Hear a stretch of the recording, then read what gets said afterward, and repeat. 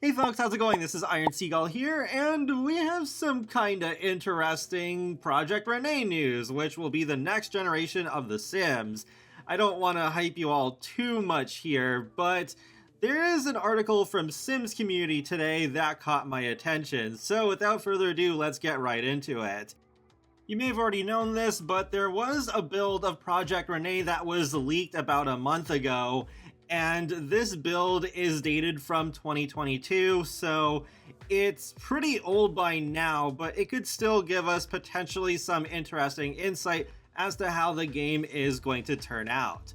Starting with the world that we've seen so far, both through official footage and previous leaks, we may be getting a French-inspired world.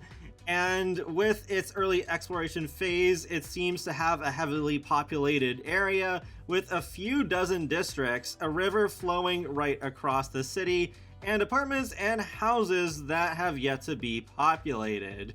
DZX-and22 has data mined this version of the game and has made some interesting discoveries.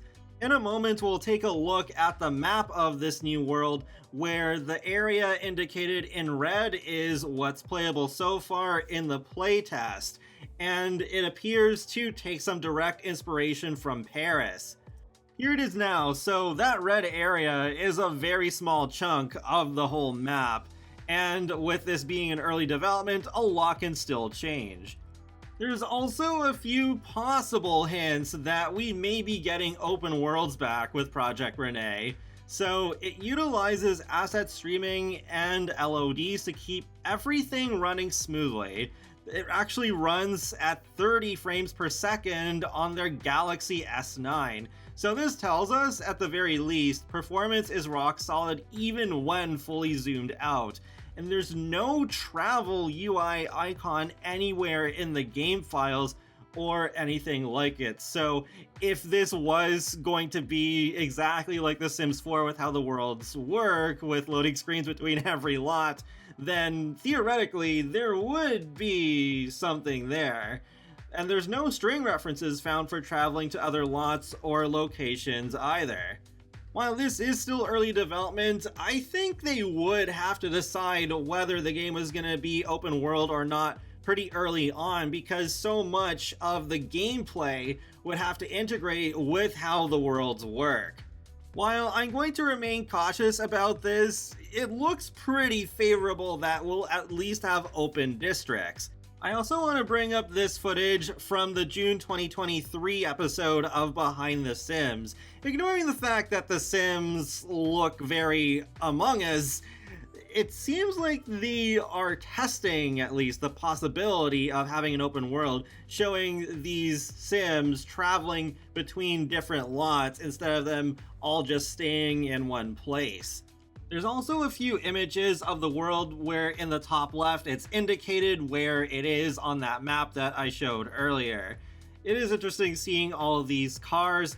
I think what we might end up getting is functional cars that our Sims could own, but then there would also be some decorative cars just parked about to make the worlds feel a little more lived in.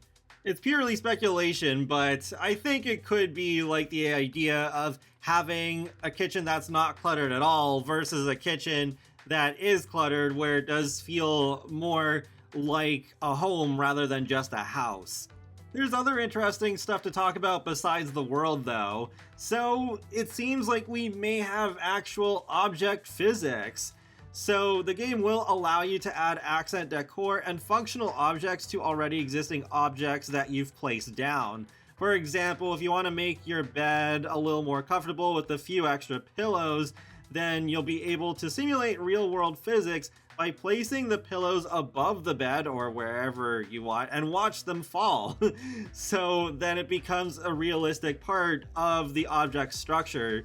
In other words, you can much more easily realistically place clutter on top of things without having to worry about it clipping through stuff. For example, this footage posted by Lunar Brittany, we have this pillow just placed on top of the bed frame and then put on the edge, but then it falls off. So I'm actually pretty excited about this. I hope they really keep this in the final game, because yeah, that's a pretty user-friendly thing. But I also have a bit more hope now for physics being implemented into more aspects of The Sims. Like, one very unrealistic wish I've had ever since The Sims 3 days was to have water physics, so that you could have aspects of that like Sims swimming and boats react realistically to waves and such, but especially for surfing. Even though, yeah, it's kind of fun, especially for Sims starting out, to have like a wave simulator with its own waves, I'd love to have the real thing and pulled off really nicely with being able to surf on waves. And maybe some days are better for surfing than others because of the wind and other factors. So yeah, that's very high hopes, but that is something I would love to see in a Sims game. It is a life simulator after all, so it should mimic that aspect of real life.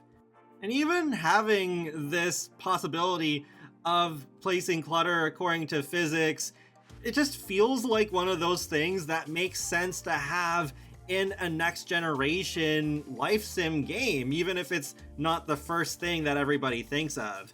I'd also love to see more realistic collision detection. Like, you know how when you place a plant really close to the wall, some of its leaves can just pass right through the wall, like as if it's not there? And the same things can even happen in other circumstances, like if Sims are standing really close to the wall and they're like in a conversation and they're waving their arms, and then their arms go through the wall as well. I'd love for those sorts of things to realistically react to walls or other obstructions nearby if they collide with them. Speaking of things that just make sense to include in a next-gen Sims game, we have footage provided by Cinematically showing object stretching in action. Yep, cue the Paralives comparisons, but I would have been disappointed if Project Rene or The Sims 5 or whatever this ends up being called did not include something like this, because regardless of whether Paralives exists or not, it would feel so dated to once again have these separate versions of objects, like say having one object to have the one-seater and another to have a love seat, and then a third one to have a three-seater couch. It's just annoying, and then it takes up the object budget because it's like, oh, it counts as 3 objects. I've especially complained about that with kits in the past because those are the smallest DLC types. So yeah, when you have 3 versions of one object, then there's less room for more unique objects and to get more mileage out of the theme that kit is working with. So this could be very beneficial, though perhaps there could be still some sort of obstacle with making sure that the objects still look good when they're stretched to bigger sizes than the smallest, but I'm not a game developer, I can't really know that for sure. Cinematically also provided footage of laptop customization, and I was so surprised to see that even the background can be customized with all of these different patterns. And thanks to the color wheel returning, we can customize the color of these patterns too.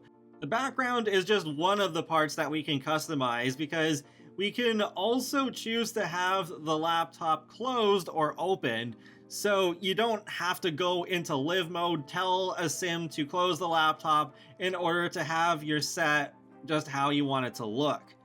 He also posted footage of sink and kitchen cabinet customization. So here with the faucet, you can customize that separately from the rest of the object. And with the cabinet drawer, there's actually a part selection, so you can select different versions through that. And there are the different colors.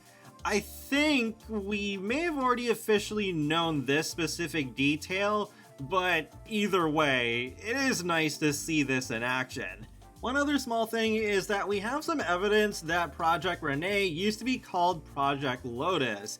This started floating around way back in 2021, and there are still code string references, and even the car license plates reference Project Lotus. Like, for example, with this picture from Lucky Palms, there's this license plate with the Lotus icon saying LS 424XD. I feel like I'm one of the only people who, to this day, still uses XD as an emote. So that's basically it for now. Hopefully it won't be too much longer before we get another Behind the Sims episode featuring more info officially on Project Rene. Even considering the pretty glitchy state of The Sims 4, I'm surprised that we haven't had a Behind the Sims in 2024 yet. So I'm really hoping that this doesn't go the way of things like the Maxis Monthly, which used to be a thing, but then not too long after it got abandoned as a concept.